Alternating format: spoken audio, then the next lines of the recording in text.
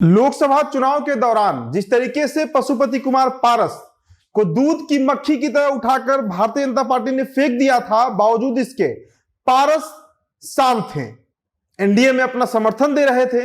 उम्मीद जताई जा रही थी कि या तो उन्हें राज्यसभा भेजा जा सकता है या फिर किसी राज्य का उन्हें राज्यपाल बनाया जा सकता है, लेकिन अब वो उम्मीद भी खत्म हो चली है।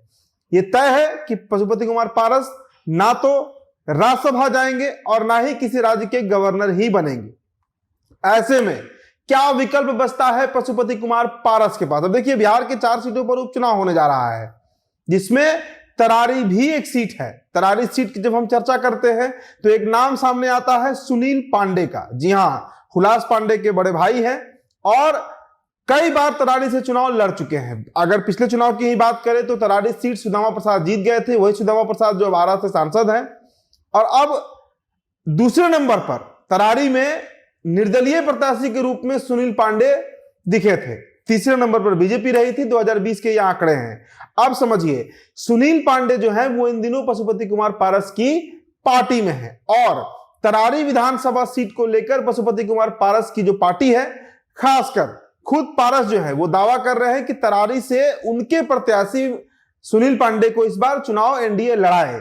मतलब जो 4 सीटों पर बाई इलेक्शन होने जा रहा है, रामगढ़, इमामगंज, बेलागंज और तरारी, उसमें तरारी सीट जो है वो राष्ट्रीय लोक जनशक्ति पार्टी यानी पशुपति कुमार पारस की पार्टी को वो सीट मिले और वहां से पशुपति कुमार पारस के प्रत्याशी सुनील पांडे जो हैं वो चुनाव लड़ सके। लेकिन क्या ऐसा होगा? देखिए, इन दिनों पशुपति कुमार पारस के जो सितारे हैं वो गर्दिश में हैं, काफी संघर्ष कर रहे हैं, बावजूद इसके बीजेपी उनको कोई भाव नहीं दे रही है। ऐसे में अब सवाल उठता है कि अगर सुनील पांडे को टिकट नहीं दिया गया, मतलब आरएलजेपी इस बार अगर तरारी से चुनाव नहीं लड़ती है, जिसकी मांग हो रही है, खुद पशुपति कुमार पारस अपना गुस्सा जो है वो धीरे धीरे अब जाहिर कर रहे हैं। देखिए, सिटिंग एमपी थे, केंद्र में मंत्री थे, उनकी पार्टी से 4 और सांसद थे, सभी का टिकट काट दिया गया था और उनका सारा हिस्सा जो है वो चिराग पासवान को दे दिया गया था। तो सवाल उठता है कि अगर तरारी सीट नहीं मिलता है पशुपति कुमार पारस को तो उनके पास क्या विकल्प बचेगा?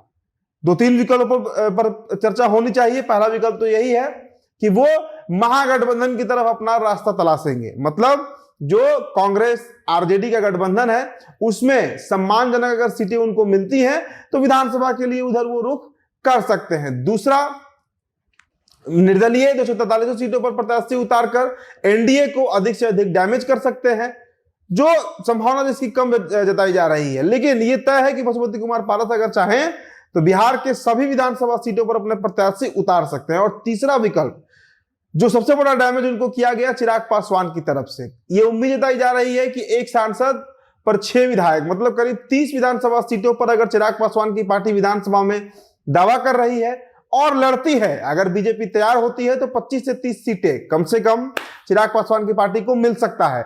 उन सीटों पर रणनीतिक तरीके से प्रत्याशी उतारकर चिराग की पार्टी को डैमेज करने का काम भी पशुपति कुमार पारस कर सकते हैं। तो ये 2-3 ऐसे विकल्प है जिस पर पशुपति कुमार पारस की पार्टी विचार कर सकती है। हालांकि पार्टी अब कोई बहुत मजबूत पार्टी बिहार में रही नहीं, खासकर तब से जब से लोकसभा से वो बाहर हुई है। प्रिंस पासवान हो, चंदन सिंह हो, तमाम उनके जो नेता थे, वीना देवी तो लोजपा रामविलास में ही चली आई चिराग पासवान के साथ। महबूब अली कैसर का भी टिकट कट गया। तो कुल मिला जुलाकर जो स्थितियां हैं वो पशुपति कुमार पारस के खिलाफ ही हैं। लेकिन इस बाई इलेक्शन में उन्होंने जो तरारी सीट को लेकर मांग की है, उसके बाद बीजेपी इस पर क्या विचार करती है, क्या सोचती है, टिकट देती है, वो सीट जाती है पारस को या नहीं जाती है, इस पर निर्भर करेगा कि आगामी विधानसभा चुनाव में पशुपति कुमार पारस बिहार की राजनीति में किस भूमिका में नजर आते हैं। फिलहाल इस रिपोर्ट में इतना ही। मेरा नाम उदित तारण है। बहुत बहुत शुक्रिया।